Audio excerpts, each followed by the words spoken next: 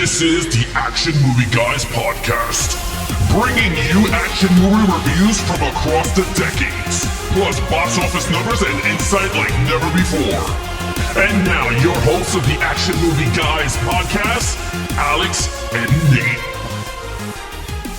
All right, here we go. Welcome, everyone, to a brand new episode of Action Movie Guys, episode 53, The Matrix. We're starting a brand new franchise. This time, we're starting The Matrix with Keanu Reeves, Lawrence Fishburne, and I can never get Trinity's name. Carrie-Anne Moss. There you go. I'm your host, Alex Figueroa, and my co-host is Nate from Netflix Reviews. For those of you watching on YouTube, please hit that like button, hit those notification bells so every time we go live. And if you enjoy and want to be part of the community, please hit that subscribe button and support the channel. Now, for those of you that are listening to us on the go, please like this audio version, hit the subscriber button, and just hit that auto listen so every time new audio drops, you guys get them, and then you can listen to them in the gym or driving to work, wherever you listen to us on the go. Exactly. Yeah, so we're going to break this down for you guys into our box office movies numbers, and then we're going to go into some Rotten Tomatoes and then right into our movie review. So let's get right into it with our categories. They are lead character, main villain, action scene, storyline, overall, total points. And there you have it. You guys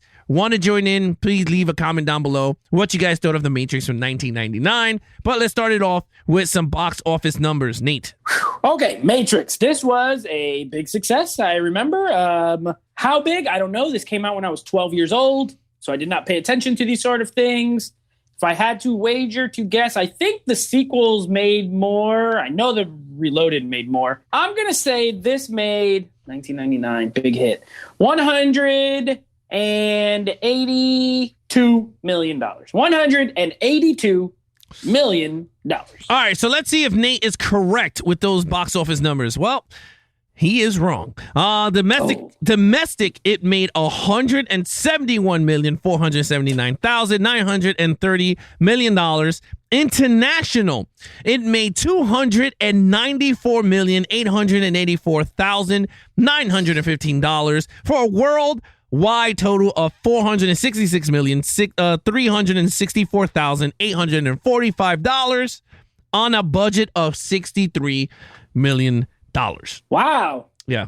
Big hit. So I wasn't that far off. I was only 11 million off. Not bad. But worldwide, I mean, over $400 million on a $60 million budget. It's no wonder they made two more, and we're getting a fourth one. It is no wonder. So that sounds about right. Yeah, this is a very popular, it's like one of those films that's very popular across the board. And that's not a code for you, but we're going to get into Rotten Tomato scores, and this is where Alex is going to guess how this did critically and with audience scores according to Rotten Tomatoes. So, Alex, what do you think this got from the critics and from the audience? I'll say the critics 89, and I'll give the audience like a 96. Okay, you were remarkably close on one of these. Remarkably close. The critic score for The Matrix is an 88%. So you were 1% away. 88%. With the audience, actually a little lower, which I think was surprising, 85%. Okay. Now I went way high. I found that surprising, but this made a ton of money. Critics liked it. Audiences liked it. It's popular on the whole. So, but, at the end of the day, it doesn't even matter what the critics said about it because you're not here to listen to them. You're here to listen to us. And we're about to tell you if this gets the seal of approval from us. Yep. So we'll see. Yeah, so let's start it off with the lead character, Neo himself, Keanu Reeves. Nate. Neo, yeah. Mr. Anderson. Neo, so listen, I love Keanu Reeves. He's great. He's great in this movie. Is Neo a great character? I don't think so. I think he's a good character. He's a good lead character. At the end of the day, there's almost no backstory about him, right? The movie starts off, he's like older, he's trying to find out, he's like a hacker, right? You never see him do any hacking, first of all. He's just, they tell you he's a hacker.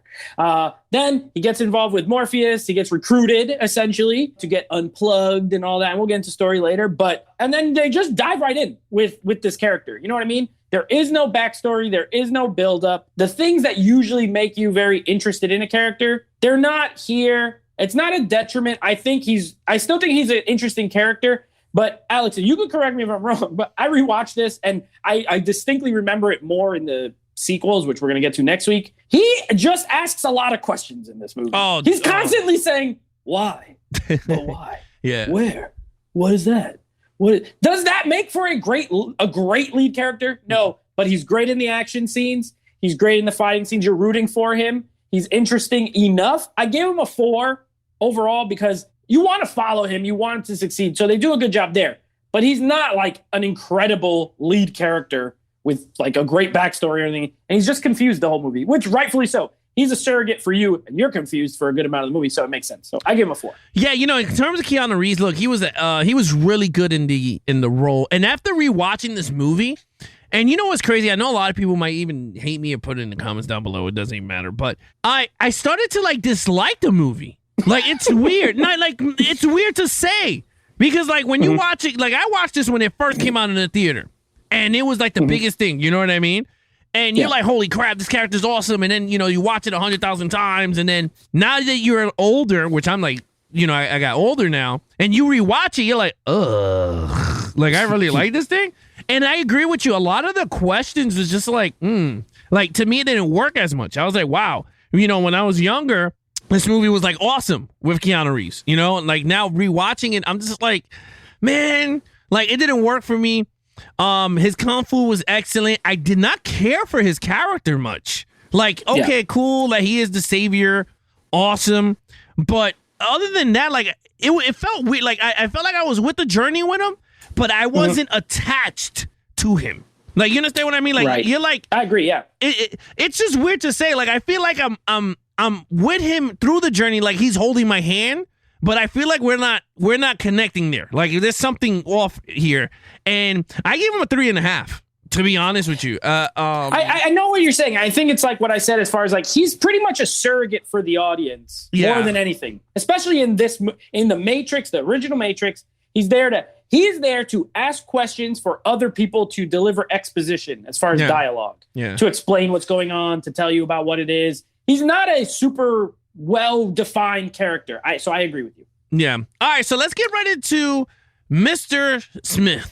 All right, Agent Smith. Agent Smith, main villain. Neat. Yeah, Hugo Weaving playing Agent Smith, a very good villain. So I feel the same way about him that I feel about Neo in this movie, which is fair because they are, the opposites of each other pretty much. Yeah, exactly. So I give him a 4 as well. I think he's formidable, obviously, in the fighting scenes. He's dangerous. You are like, this guy can win. My thing with villains in movies, if you don't know by now, we're 53, episodes into this. I have to feel like they can win. And you get that from Agent Smith, in my opinion. It seems like he can defeat Neo. It seems like he is a real threat, which is great. Hugo Weaving, a great actor, underrated in my opinion. I know he's popular with a certain crowd, but overall I think he's pretty underrated. I love his line delivery. It's very stale. And you got to remember, he's playing essentially like a computer program. So it works very well. So I like him in the role, but this is not a true character because he's not a real human person. He has no backstory. He is a computer program who has a mission. In that regard, you could compare him maybe something like a Terminator type, you know what I mean? Like villain. He's just focused on this goal. I like him in the movie. I gave him a 4. I agree with you on everything. And it's weird, like rewatching it, he does play the computer very well. Like the villain, very, very well. You don't get much. Actually, you don't get no backstories of the agents at all. I mean, no. Trinity does explain a little bit, but not to like where they came from and all that bologna sandwich. Like they gave it to you a little. In terms of the fighting, I do like the fact that it was a mystery because I love mystery characters. Right, like you start to play with your mind, and I liked it because it was like Neo was just like, oh, who's these guys? And they're coming out of the blue, and they touch someone, and he multiplied to that guy, and you're like, holy shit, this is getting crazy, right? I liked it. Agent Smith was really good. But again, it fell flat for me. Like, it's not a perfect villain. I think he gets a little bit better. And again, I'm not crazy with the sequels, but I think they start to flush him out more towards the sequel. But with this one, he was really good, decent. I agree with you. I gave him a 4 on this as a main villain. All right, so let's get right into the action scenes of The Matrix. So, here's where we're going to get to, in my opinion, even still watching this for the billionth time, I don't know. we're going to get to the real meat and potatoes here, in my opinion. The action gets a full-bodied 5. This is one of those movies that, the action, most of it, I would say 80%, maybe 85% of what's on screen in this movie still looks really good. There are moments that look a little dated because of the technology, right? Because we've seen so much more with CG and what it can do and things like that. But at the time, in 1999, this is revolutionary stuff that they're doing with these special effects. And the hand-to-hand scenes are great. Even just the fight with Neo and Morpheus when they're training, like in the dojo and stuff like that. The first time you get the physics bending type stuff, awesome. I even love the little opening scene with Trinity, and you have no idea what's going on, and they're trying to kill this lady. I love the look of all the action scenes. The bullet time stuff was revolutionary at the time. Now is it? I wouldn't say it's corny, but it looks dated. You know what I mean? It was a very clever idea. And I love the scene where they go into the building, like the office building, that whole shootout. And they're running on the walls and the slow motion. I still think it looks amazing. This took inspiration from John Woo action films. It took inspiration from martial arts films. It took a lot of inspiration. Then it did new stuff and became a movie that inspired a lot of other movies. I feel like the same way we talked about John Wick, how that is now inspiring current action films. This movie did that for the last 20 years or so until pretty much John Wick came out, in my opinion. So I had to give it a 5. I think it's, as an action film, it's perfection in that category. I totally agree with you. It's very revolutionary in terms of cinematic, in terms of that whole bullet time. I mean, it changed everything. I mean, everything you started to see after this movie dropped was just slow motion, to the point that I was just getting tired of the damn thing because everything was just slow motion. I agree. I think even the rooftop scene when he goes one-on-one with the agent and he's like, Trinity, help! And then all of a sudden he does a slow motion bullet time, and then on the helicopter to save Morpheus was a great scene. I thought that was really good. And then of course the hallway scene where you see his full potential as the one. I mean, at the time, you see him as the one. But yeah, all the action scenes were delivered very well. Is it dated in the 4K? Absolutely not. I thought in the 4K looked very well. There's nothing more you could see or nitpick in the action. I enjoyed it for what it was. And I agree with you. I gave it a 5 also because the action kicks up. It kicks up. It's not one of those like dead sci-fi movies, if you know what I mean. Like it just more talk and less action. This one is just, it gives you the best of both worlds in terms of action and storytelling at its finest. Storyline. Yeah, you kicked right into the next category. I give the story a 5 as well. As a concept, it's very heady. Like it is not a simple action film, which I appreciate. It makes you think. It has a lot to say about a lot of things. There's religious things in this. There's sci-fi elements. It's an action film. It's a martial art. It's a little bit of everything. And I feel like it's borderline a perfect blend of all of them. I think the story is supremely interesting. To this day, this is a movie that could have been made now, and it still would be relevant. A world where people think they're living the regular world, and they're in fact in a simulation, essentially. And we're just batteries for these machines. If you get into the backstory, I don't know if you ever seen like the Animatrix or anything like that. It's incredibly interesting. It shows like how we made the technology, we made these robots, these AI, something happens, they ended up turning on us and blah, blah, blah. It's rich. There's like a lot of lore to it. I just think it's an extremely well thought out story, especially in this first film. So I gave it a 5. In terms of, I agree with you. Storyline, I gave it a 5 because I'm not crazy about The Matrix. Like, I'm not crazy with the franchise as a whole. I mean, we are rewatching it, but I'm not crazy at the time for The Matrix. But the one thing that they do have great is the story. Yeah. The story is really good, and you're absolutely right. If it would have came out now with the technology we have now and the world that we're living in with the millennials and all this, you're spot on. It is there. And I gave it a 5. Now let's get to this overall. Yeah, so overall, even with the 2 4s, for me, this has always been a 10 out of 10 movie. So I love it. I gave it a 5 overall. I think the only knocks on it, I wouldn't say that the character. I know we gave Well, I gave Neo a 4. I gave Agent Smith a 4. That's fine. It doesn't knock this overall score down for me because they fit in the movie that they're in. They're not the greatest characters I've ever seen. If anything, Morpheus is the most interesting character in the movie to me. So just for him alone, I'm with it. I'm with following the story and everything like that. You get a little bit of love story. You get a ton of action. You get sci-fi, like I said. And the only knock I have is, and it's a knock, but also I understand it, is the dialogue. It's very exposition heavy. But when you're making a movie like this, you kind of have to explain, what's happening. Otherwise, you're going to lose everybody that's sitting there in the audience, and they're not really going to understand it. So while it hurts the character of Neo, him constantly asking questions, it kind of helps you as a viewer to understand what is happening. So I get the trade-off, in my opinion. It's fair. But yeah, I give it a 5 overall. It's always been I saw this in the theater when I was 12. I remember I didn't know what was going on when I was 12. Like, I'll be honest. I knew I loved the way it looked and all the action. Story, I didn't know. When I got a little older and I rewatched it, that's when I kind of fell in love with it. So it wasn't on initial viewing or anything, but yeah, it's a 5 for me. Yeah, I mean, I'm not giving it a 5, but I'm giving it a 4.5 overall. To me, there's certain things that, I'm not a crazy fan of the movie. I'm just going to be really honest with you. I gave it the score what I did because I'm being really honest on the review. But this is not, again, I haven't seen this movie in years since I brought the damn Blu-ray, the 4K.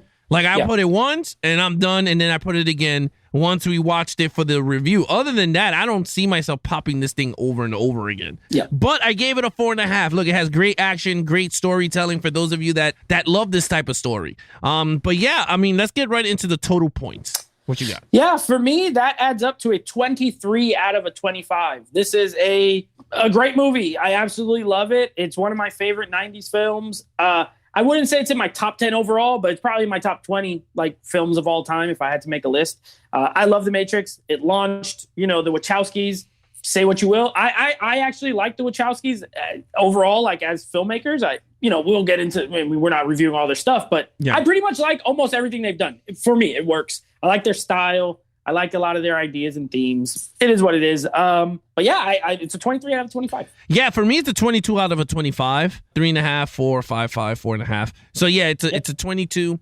Again, you're right. It launched a lot of careers. It even brought back Keanu Reeves because he was not around as much, and it made a lot of people famous. This put him in the A list. This movie put him in the A. If you look at what he did from Point Break up till here, he was in stuff and people knew him. But this put him into the stratosphere, absolutely. Yeah, no, I totally agree with you. All right, Nate, what you got for us? Yeah, so that is The Matrix, a movie I love. I'm glad we were able to review it finally. Next episode, you're going to hear Death Race, continuing our Jason Statham month. And then next week, we will be, of course, reviewing The Matrix Reloaded, which I'm interested to hear Alex's take on it. And I haven't watched it in full in a while, so I'm actually really looking to check that one out. So that's what we're going to be doing in the next couple episodes. And what's the next Jason Statham? We're doing another Statham movie? Yeah, after that is Hobbs and Shaw. And then that will wrap up our Jason Statham movies. All right. So there you have it, guys. If you want to follow us on our social media accounts, please follow Nate over on Instagram at NateFlixReviews. Check out his podcast with him and his friend called NateFlix Movie Reviews. Anything Levels of Geeks, you can go to www.levelsofgeeks.com for anything new that's coming out on the show or what's coming out. Or all the nice stuff. Screwed that one up. Anything Levels of Geeks, you can catch us on the website at www.levelsofgeeks.com. That's our central hub. Anything from merch to all our content, nicely jammed for you guys in that one website. Mm-hmm. And of course, on the social media platforms, you can follow us on Instagram, Twitter, Levels of Geeks on all social media platforms except for TikTok and Facebook. Until then, I'm your host, Alex Figueroa, and that is Nate from NateFlix Reviews. Be awesome to each other and geek out.